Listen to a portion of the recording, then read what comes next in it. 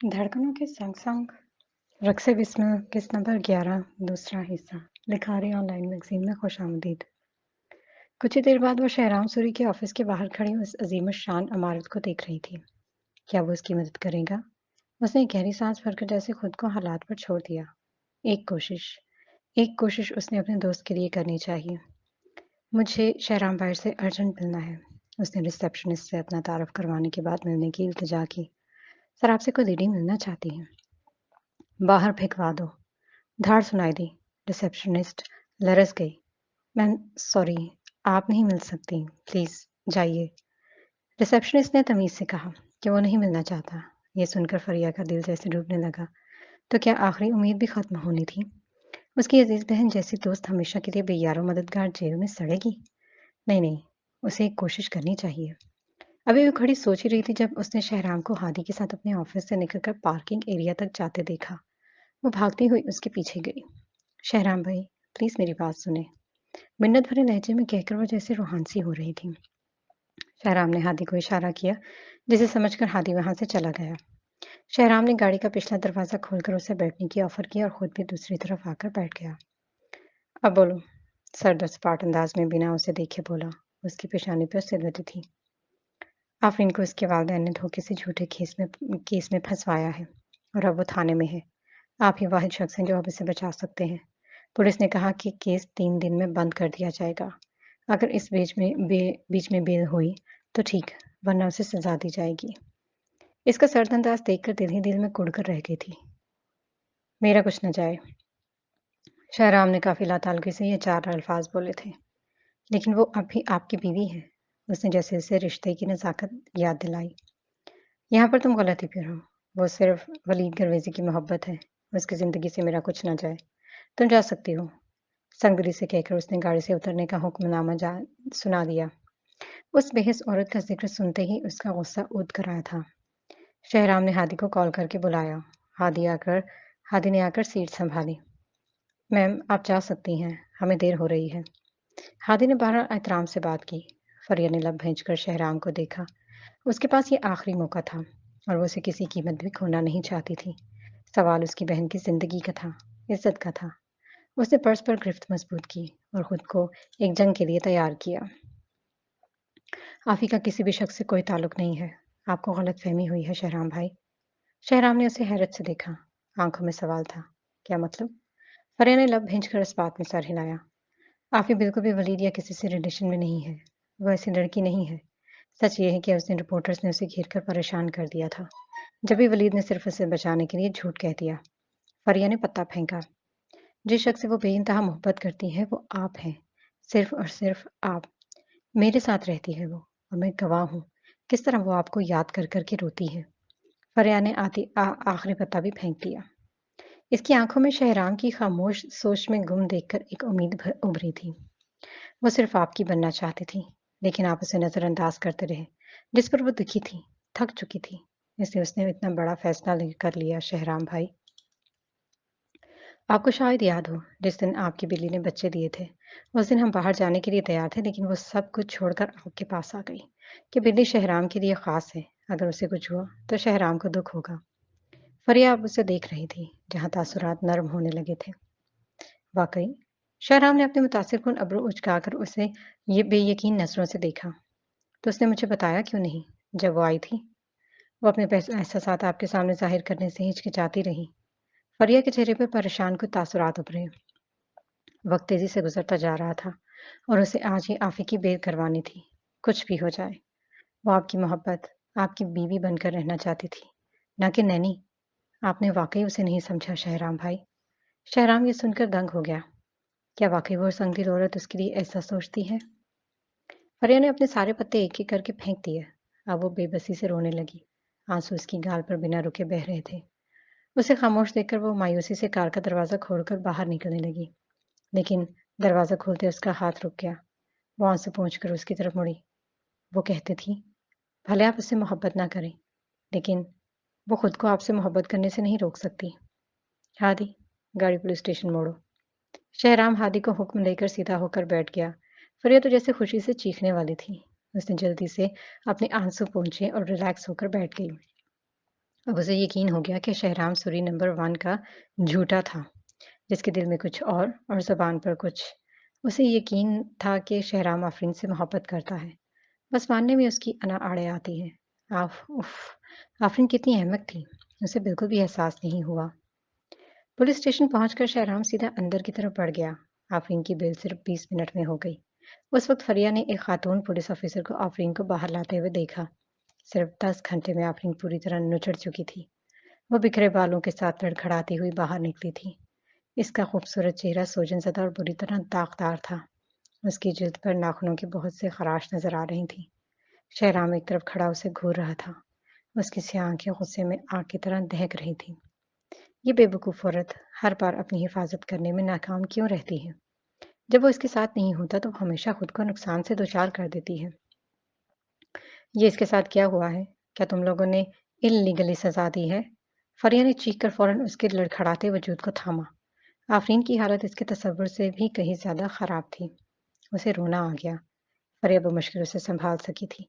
अचानक 2 मज़बूत मर्दाना हाथ आगे बढ़े और आफ़रीन के वजूद को उठा लिया। किसी की जानी-पहचानी सी खुशबू महसूस करके आफ़रीन की रग-रग में एक सुकून की लहर दौड़ गई।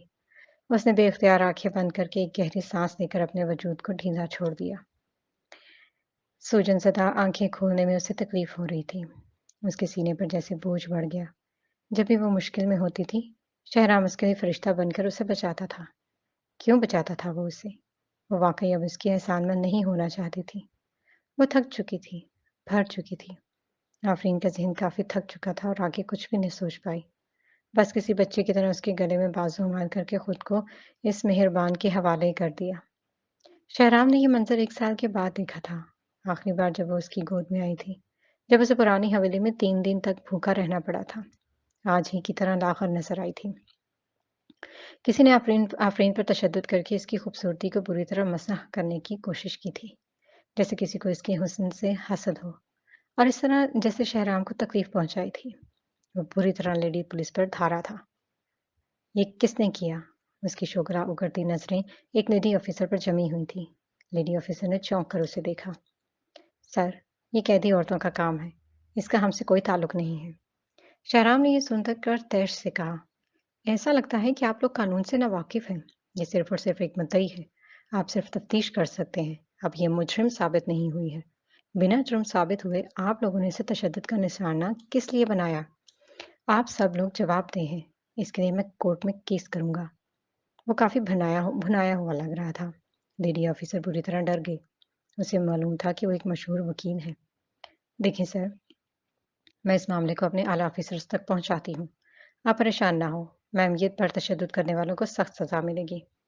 मैं इसका नतीजा जल्द से जल्द चाहता हूँ। उसने सर्द अंदाज़ में उसे वॉर्न किया और आफ़रीन को उठाए बाहर की जानिब बढ़ा।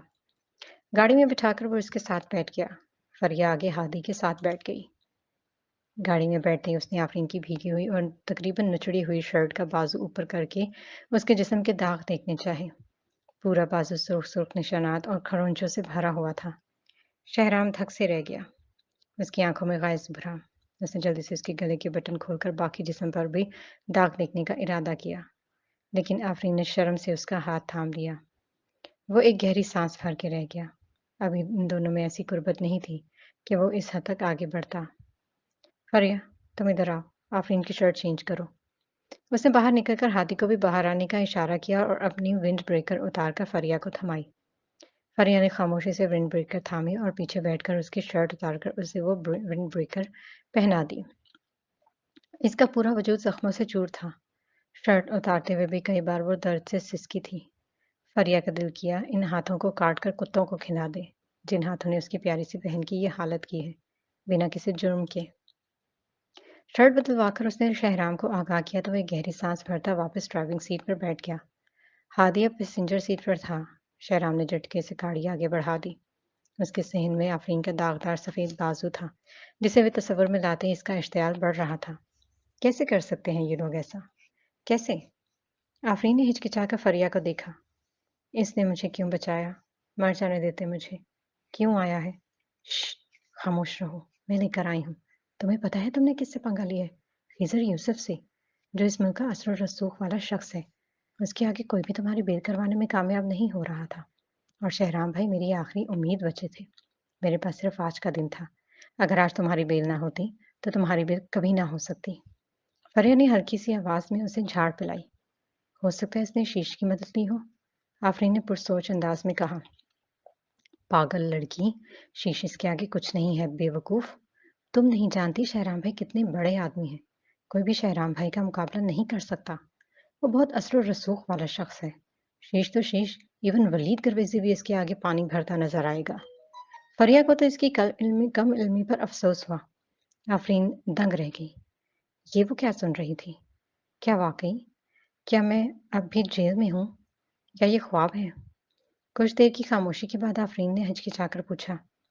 یہ پرانی بات تو نہیں تھی جب آفرین یہ سمجھی تھی کہ شہرام صرف ایک عام سا وکیل ہے جس کی سیلری بھی اس کی جتنی ہوگی۔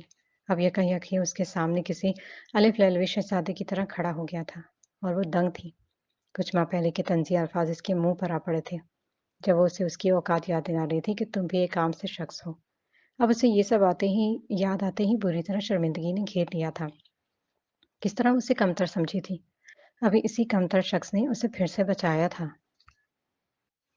لیکن وہ مجھے بچانے پر کس طرح راضی ہوا؟ آفرین حیران تھی کیونکہ شہرام کا رویہ ابھی وہی سرد اور لاپرواہانہ تھا۔ وہ ہچکچا رہی تھی، بے یقین تھی۔ بہرحال آفرین نے اس شخص کی اچھی خاصی بے عزتی کر دی تھی، چاہے لا علمی میں ہی صحیح۔ اس کی بات پر فریا بے اختیار کھانسی اور اسے چور نظروں سے دیکھتے اسے سچ بولنا پڑا۔ وہ بالکل بھی راضی نہیں ہو رہا تھا، لیکن میں نے اسے یقین دلایا کہ تم اس سے بہت زیادہ گہری محبت کرتی ہو اور آفرین آپ کی لاپرواہی اور بے حسی برداشت نہیں کر پا رہی تھی، تبھی آپ کو چھوڑنے کا فیصلہ کیا۔ فریا نے وہی الفاظ دہرائے جو شہرام کو کہہ چکی تھی۔ آفرین لاجواب سے سنے گئی، لیکن آفرین منفی سوچوں کے گھیرے میں تھی۔ کیا شہرام آفرین کو ایک ایسی عورت سمجھ رہا ہے جو اس کی محبت میں پاگل پن کی حد تک گر گئی ہے، جو اس کے لیے روز روتی تھی؟ ایک ایسی عورت جو تعمر اس کی بیوی بننے کے لیے نوکرانی بننے کو تیار تھی؟ آفرین جو پہلے ہی صدمے سے چور تھی اور اب بھی شاکڈ رہ گئی تھی۔ کیا فریا کو اس سے کوئی بغض تھا؟ اگر بات کیس کی نہ ہوتی تب بھی فریا نے اسے شہرام سے پہلی بار کیوں ملایا؟ کیوں؟ اب جبکہ آفرین خود کو اس شخص کی پرچھائیوں سے بھی دور رکھنے کی کوشش کر رہی تھی تو فریا نے بیچ میں ٹانگ اڑا کر شہرام کی نظروں میں ایک محبت کرنے والی بیوی بنا دیا اس کو۔ یہ سوچ کر شہرام ہی وہ آخری فرد ہے جو اسے اس کیس سے بچا سکتا ہے، اور فریا کے جھوٹ پر خاموش رہ گئی، ورنہ اس کا دل تو چاہ رہا تھا شہرام کو چیخ چیخ کے بتائے کہ آفرین کو شہرام کی ضرورت نہیں ہے۔ آفرین کو جتنی بار شہرام نے دھتکارا ہے وہ بھی اتنی بار دھتکارنے کی ہمت رکھتی ہے، لیکن اب وہ مجبور ہو گئی تھی۔ قید خانے کی صحبتیں اور ان جنگلی وحشی عورتوں کا تشدد یاد کر کے اس کے رونگٹے کھڑے ہو گئے تھے، اور وہ بالکل بھی دوبارہ قید میں جانے کی خواہش نہیں رکھتی تھی۔ وہ جھرجھری سے لے کر رہ گئی، زخموں میں جلن اور درد بڑھ گیا تھا۔ تو آفرین بیگم، اب تمہیں شہرام کی محبوب بیوی کی اداکاری کرنی پڑے گی، خود کو بچانے کے لیے۔ مجھے ایسی نظروں سے مت دیکھو، میں نے یہ جھوٹ تمہاری حفاظت کے لیے بولا ہے۔ اگر ہمیں تھوڑی سی بھی دیر ہو جاتی تو تم پر بہترین تشدد ہو جاتا۔ فریا نے اس کے کان میں جھک کر سرگوشی کی۔ میرا یہ جھوٹ تمہارے پاس امانت ہے، شہرام بھائی کے سامنے اسے آشکار مت کرنا آفی، ورنہ ہم دونوں کو ہی نہیں چھوڑے گا وہ ایک اعلیٰ پائے کا وکیل ہے، ہم اس سے پنگا لینے کے متحمل نہیں ہیں۔ فریا نے ایک چور نظر شہرام کی طرف کی جو لب بھینچے ڈرائیونگ کر رہا تھا، پھر آفرین کے زخمی چہرے کو دیکھا جو بالکل خاموش بت کی طرح بیٹھی ہوئی تھی۔ وہ سیٹ پر جسم کے زخموں کی وجہ سے پشت بھی نہیں رکھ پا رہی تھی، سو خاموش نظریں جھکائے بس فریا کو سن رہی تھی، اور نہ جانے سن بھی رہی تھی یا اپنی ہی الجھن میں تھی۔ تم ابھی ضمانت پر رہا ہوئی ہو، اس کا مطلب یہ نہیں کہ خضر یوسف کیس نہیں کرے گا۔ اگر تمہیں اس کیس سے منہ دینا ہے تو شہرام کا ساتھ تمہارے لیے ضروری ہے۔ شہرام بھائی کے سہارے کے بنا تم کچھ نہیں کر سکتی۔ سوچو۔ اس سوچ میں گم کر کے فریا نے سرگوشی کی۔ آفرین تو یہ سب سن کر بے ہوش ہونے کے قریب ہو گئی کہ اسے شہرام کے ساتھ رہنا پڑے گا، جبکہ لاشعوری طور پر وہ اس سے دور رہنے کا فیصلہ کر چکی تھی، اور اب پھر سے اسے شہرام کا سنگ دلانہ رویہ برداشت کرنا ہوگا۔ اسے اپنی معصومیت ثابت کرنے کے لیے اس شخص کی مدد کی ضرورت تھی۔ کار ہاسپٹل پہنچ کر رک گئی تھی۔ شہرام کا ڈاکٹر اس کے انتظار میں ہی بیٹھا ہوا تھا۔ آفرین کو میڈیکل چیک اپ کے لیے بھیج دیا گیا۔ تھوڑی دیر میں ہی میڈیکل رپورٹ آ گئی تھی۔ رپورٹ کے مطابق وہ اس کے تصور سے بھی زیادہ زخمی تھی۔ जिस शख्स ने भी उसे इस हालत तक पहुंचाया था वो वाकई काफी जालिम था। इसके ऊपर जख्म तो रिकवर हो जाते लेकिन अंदरूनी जख्मों से वो मौत के किनारे तक पहुंचने वाली थी।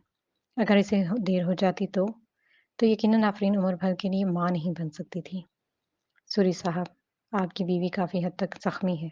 अगर इसका अच्छे से ख्याल न रखा गया तो वो कभी मुस्तकबिल में मां नहीं बन सकेगी। इसकी हड्डियां तक जख्मी हैं।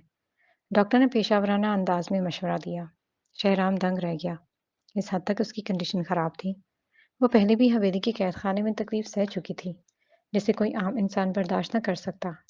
कम उम्री में ही आफरीन 2 बार मरते-मरते ज़िंदगी की तरफ पलट कर आई थी।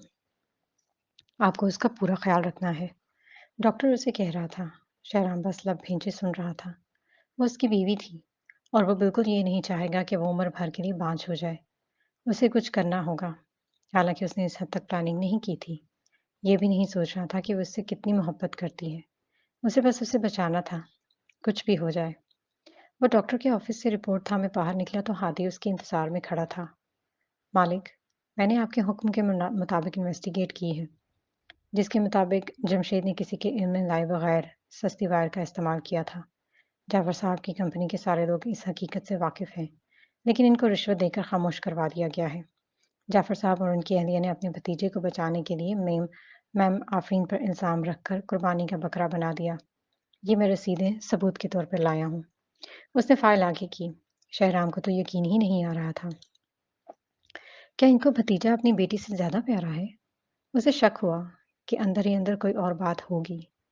शायद कोई और बात हो। जमशेद ने इनको बहुत से कीमती तोहफ़े देकर खुश रखा हुआ है। हादी कुछ पल ठहरा, फिर गोया हुआ।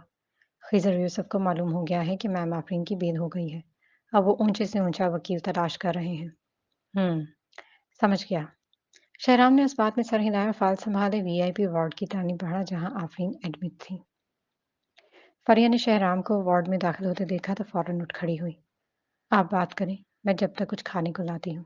आफरीन ने कुछ नहीं खाया। नहीं, इसकी ज़रूरत नहीं है।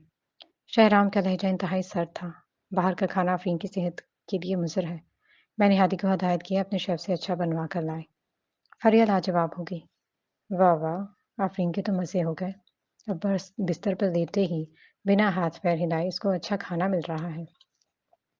फरिया आफरीन की तरफ मुड़ी और शरारत से आंख मारकर मुस्कुराती बाहर निकल गई।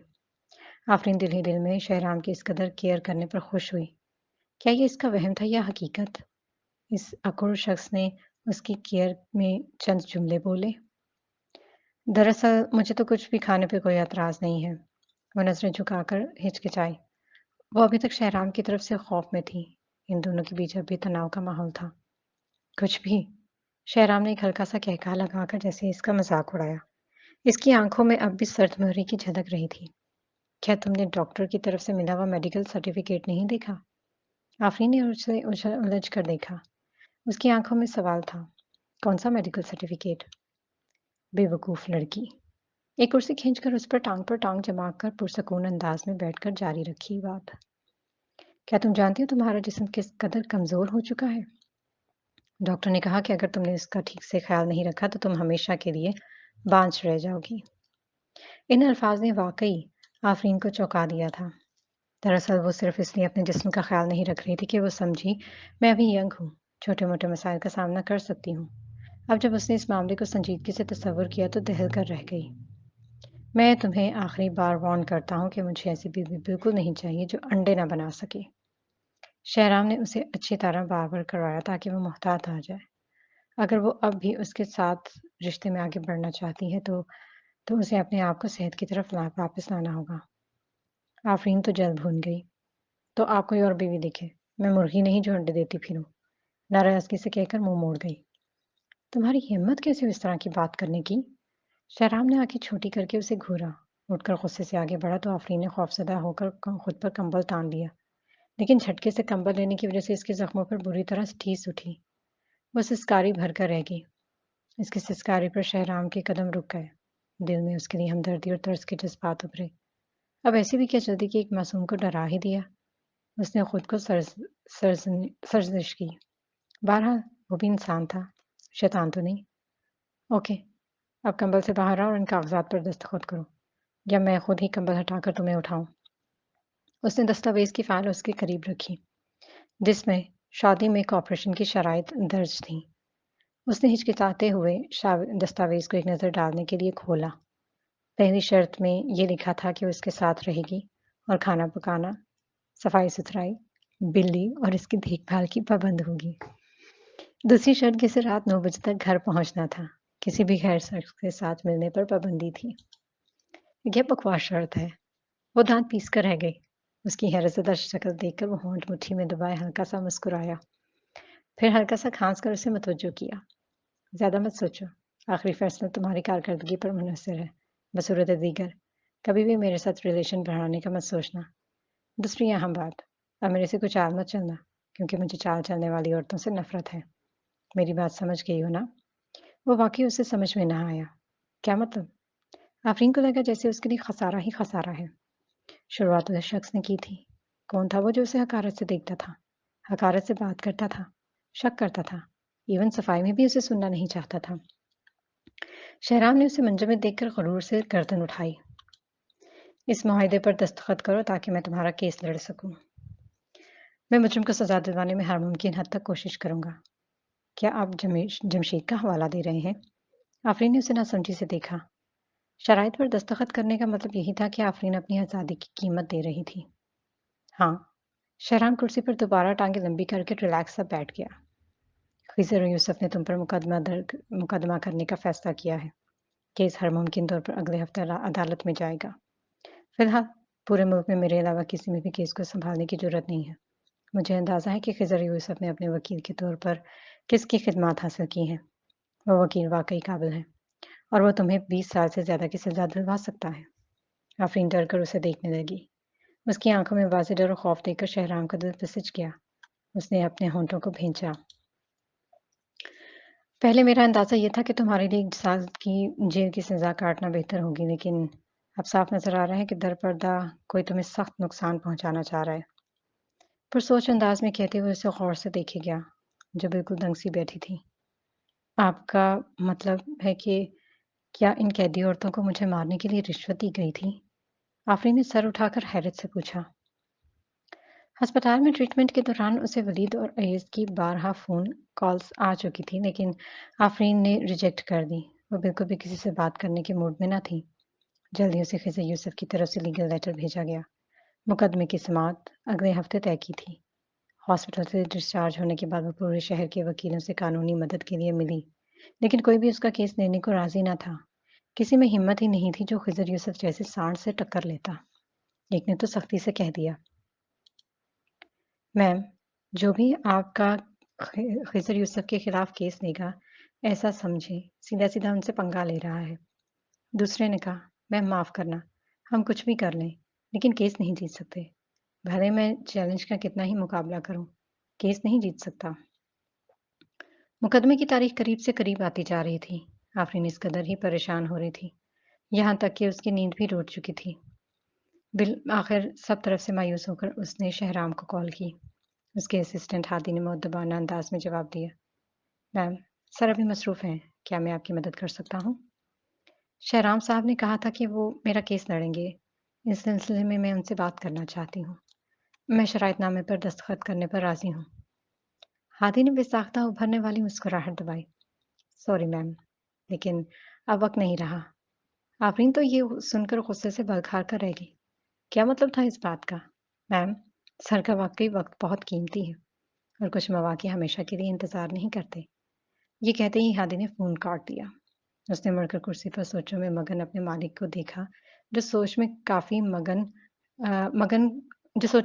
مگن کافی کے گھونٹ بھر رہا تھا۔ اس نے لاپرواہی سے ہادی کی ساری گفتگو سنی تھی، لیکن کوئی بھی رد عمل ظاہر نہیں کیا تھا۔ سر، آپ نے جیسا حکم دیا میں نے ویسا ہی کہا۔ اب مجھے یقین ہے میم خود بھاگتی ہوئی آپ کے پاؤں پکڑیں گی۔ شہرام نے سرسری انداز میں تسلیم کیا کہ وہ یہ سن کر قدرے خوش ہوا ہے۔ اس کیس کی تیاری کیسی جا رہی ہے؟ ہر چیز تیار ہے، ہادی کی آواز پاک تھی۔ وہ دل ہی دل میں حیران ضرور تھا کہ سر نے خفیہ طور پر عدالتی کیس کے لیے معلومات اکٹھی کی تھی، لیکن پھر بھی لاتعلق ہونے کا ڈرامہ کر رہا تھا۔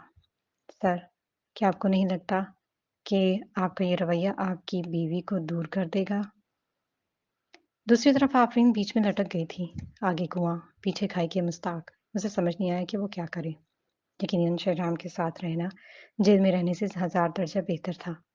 उसने मेज पर रखी शराइत को देखा और एक फैसला किया।